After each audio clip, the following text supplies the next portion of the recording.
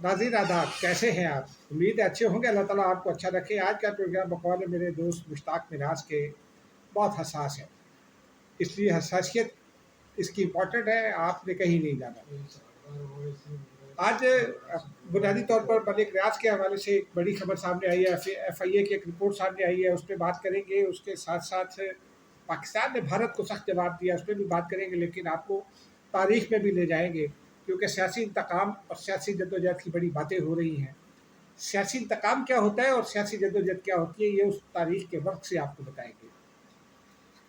अब आ जाते हैं नाज़रीन, पहले भारत की जानिब। गुज़िश्ता रोज़ भारत की जानिब से सिंतास माहदे की एक बार फिर खिलाफ वर्जी की गई और पाकिस्तान को आगाह किया गया कि जनाब वो एक बड़ा रेला आया दरिया तवी में, जम्मू रीजन में, और बड़ा तूफ़ानी सैलाब आ सकता है, तो आप भी एहतियात कर लें।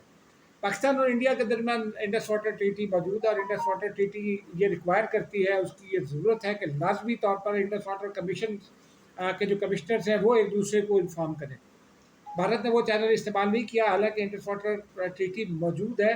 भारत ने उसको हेल्ड इन अबेयंस किया, जो गैर कानूनी है। तर्जुमान दफ्तर खारजा ने इसकी इतला देते हुए ये वाजे कर दिया है कि पाकिस्तान ये समझता है और भारत पर जोर देता है कि वो और इंटरनेशनल कोर्ट जो है वो कोर्ट ऑफ आर्बिट्रेशन वो भी पाकिस्तान के हक में फैसला दे चुकी है। लिहाजा भारत को इंडस वाटर ट्रीटी की, जैसे सिंतास वादा कहा जा सकता है, तमाम शिकों पर अमल दरामद ज़रूरी है।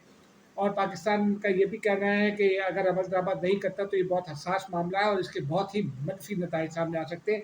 इंतहाई सख्त ज़बान में कुछ 6-8 सतरी दफ्तर खारजा ने ये मुख्तसर बयान जारी किया है। बाकी सैलाब की रही बात, तो भारत कभी रोक लेता पानी, कभी छोड़ देता। अब देखते हैं आगे कितना सैलाब आता है। अब आगे चलते हैं। एक खबर तो यह है कि हमाद अजहर साहब यानी 129 लाहौर के इलेक्शन से भाग गए। वो कहते हैं इलेक्शन मुहिम नहीं चला सकता। वो पहले ही ये पेशीन गोई कर दी गई थी बात दोस्तों की जानिब से। अब उन्होंने कहा मेरे वालिद के भांजे अरसलान ज़हीर जो हैं वो इलेक्शन लड़ेंगे। अब ये खबर बिला तबसा आपने आपको पेश की, तबसा आप खुद ही कीजिए।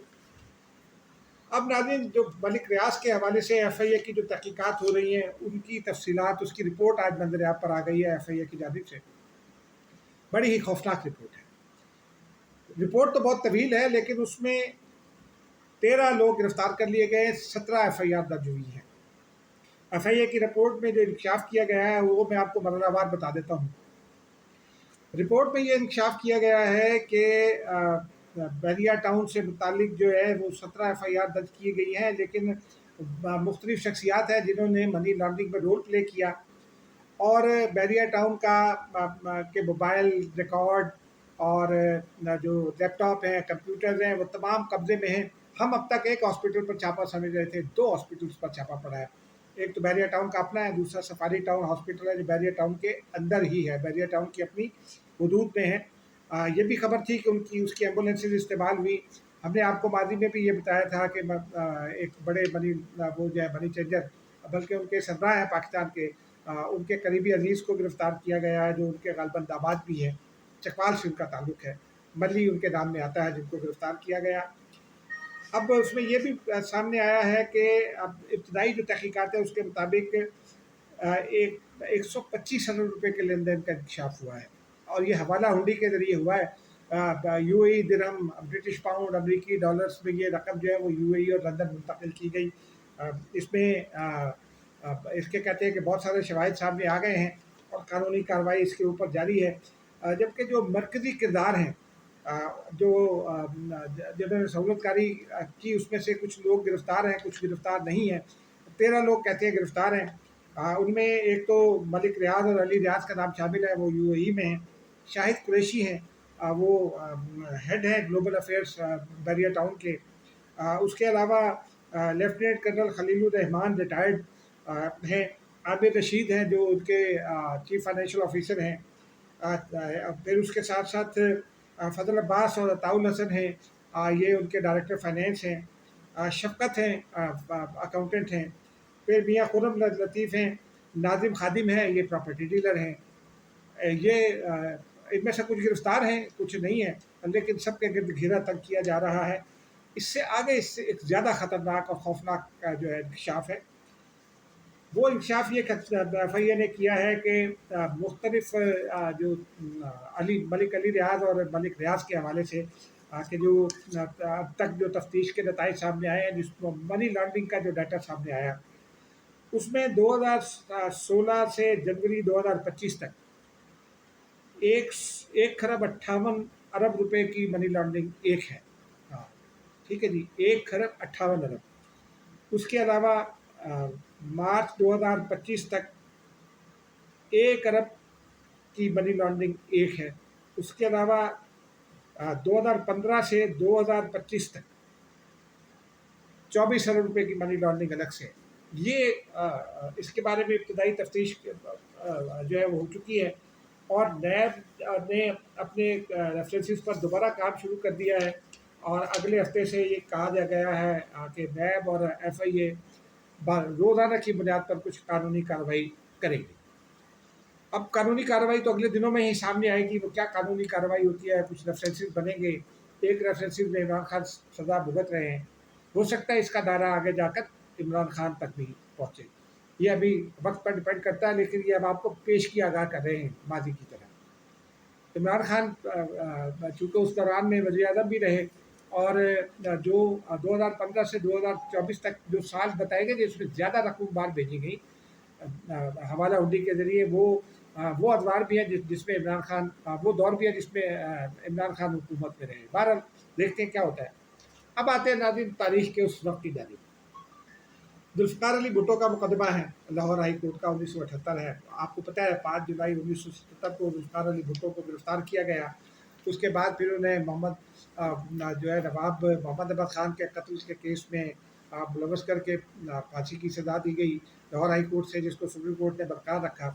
لاہور ہائی کورٹ میں ذوالفقار علی بھٹو کا ایک بیان ہے، اور اس بیان کی پھر کسی مارشل لا اتھارٹیز نے بھی تردید نہیں کی تھی.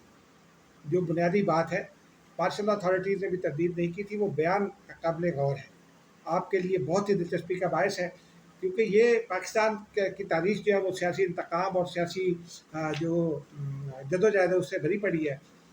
یہ وہ بیان ہے، اس میں وہ جو 5,000 لوگ گرفتار کیے گئے، جن کو کوڑے مارے گئے، جن میں سے کوئی 125 کے قریب لوگ ہیں جو اپنے مختلف اعضاء گنوا چکے. ان میں میرے بھی ایک دوست تھے آغا لطیف، باقی جگہ آغا نوید، پبلیکیشنز کرتے تھے وہ، آغا پبلیکیشنز. وہ ان کی ٹانگیں جو ہیں وہ ختم کر دی گئی تھی رولر چلا کر. ایک ہمارے جرنلسٹ دوست تھے رانا اقبال، ان کو الٹا لٹکا کر یہاں ٹھنڈوں سے مارا گیا تھا، اور پھر وہ ان سے کہا گیا تھا کہ نثار عثمانی مرحوم اور آئی ایچ راشد صاحب کے خلاف اور محمود زمان صاحب کے خلاف بیان دیں. انہوں نے انکار کیا تو ان کو برین ٹیومر ہو گیا تھا، اور اس برین ٹیومر کے نتیجے میں بعد ازاں وہ فوت ہو گئے. بھٹو صاحب کے بارے میں یہ بتایا گیا کہ اس کہانی میں جو میں آپ کے لیے نکال کر آیا، وہ کہتے ہیں کہ ہڈیوں کا ڈھانچہ بن چکے تھے ذوالفقار علی بھٹو میں، اور وہ لاہور ہائی کورٹ میں اپنے دفاع میں بیان دینے جا رہے تھے، اور ان کا یہ کہنا تھا کہ میرے خلاف قتل کا یہ مقدمہ جو ہے وہ یہ جھوٹا ہے، اور اس میں یہ بھی کہا گیا تحریر میں کہ انہوں نے اس کے بخیے ادھیڑے. اس دوران میں یحییٰ بختیار نے عدالت سے یہ استدعا کی. یحییٰ بختیار بھٹو کے دوست بھی تھے اور ان کے وکیل بھی تھے. انہوں نے عدالت سے درخواست کی کہ بھٹو جو ہے وہ طبیعت ان کی ٹھیک نہیں ہے تو ملتوی بھی کیا جا سکتا ہے، لیکن بھٹو شہید نے کہا کہ طویل مدت بعد یہ پہلا موقع ہے کہ میں 7 فٹ ضرب 10 فٹ کی سزائے موت کی کوٹھڑی سے قید تنہائی سے باہر آیا ہوں. 7 فٹ ضرب 10 فٹ اور سے باہر آیا ہوں. بمشکل کھڑا ہو پا رہا ہوں. مجھے اتنی دیر کھڑے ہو کر توازن برقرار رکھنے میں بہت مشکل پیش آ رہی ہے. چیف جسٹس نے کہا مسٹر بھٹو اگر آپ چاہیں تو آپ کا اپنا بیان جاری رکھ سکتے ہیں.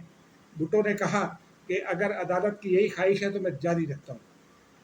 یحییٰ بختیار نے عدالت سے پھر استدعا کی کہ کارروائی کل صبح 9:30 بجے شروع کی جائے. چیف جسٹس نے کہا کہ نہیں، 9 بجے بالکل ٹھیک ہے، کیونکہ مسٹر بھٹو صبح بہت جلدی اٹھنے کے عادی ہیں. ذوالفقار علی بھٹو نے اس پر جذباتی ہوتے ہوئے کہا کہ ہاں، میں زندگی بھر صبح جلدی اٹھنے کا عادی رہا ہوں، لیکن اب مجھے رات بھر سونے نہیں دیا جاتا. کوٹ لکھپت جیل میں 50 پاگلوں کو 3 ماہ تک میری کوٹھڑی کے ساتھ بند کر دیا گیا ہے. وہ ہر وقت چیختے چلاتے رہتے ہیں اور میں سو نہیں سکتا. جب مجھے راولپنڈی جیل منتقل کیا گیا، پہلے تو میری کوٹھڑی کی چھت پر رات بھر پتھر پھینکے جاتے رہے. میں نے شروع میں سوچا شاید میرا وہم ہو یا خواب ہو، لیکن جب رمضان آیا تو میں نے سونے کی کوشش نہیں کی، بلکہ سحری تک جاگتا رہا. تب میں نے اپنے سر سے ملکہ شیڈ کی ٹین سے بنی چھت پر شو سنا، شیڈ کی ٹین سے بنی چھت، اور یہ جگہ جو سینٹرل جیل کہلاتی تھی اور وہاں میک ڈونلڈ اور جنا پارک قائم ہے۔ انہوں نے کہا اس پر رات بھر پتھر پھینکے جاتے رہے۔ پھر انہوں نے یہ بھی بتایا آگے چل کر کہ پتھر کا تقریباً رات کو دیر گئے، میری کوٹھری کی چھت پر پتھر گرانے کا عمل شروع کر دیا گیا، کچھ ہفتے یہ پتھراؤ جاری رہا، پھر نیا ہتھ کنڈا اختیار کیا گیا کہ میری کوٹھری کے ساتھ ملکہ کمرے کی چھت پر فوجی بوٹ پہنے گارڈز کی پریڈ شروع کرا دی گئی۔ وہ ہر رات چھت پر پریڈ کرتے ہیں اور میں رات بھر سو نہیں سکتا۔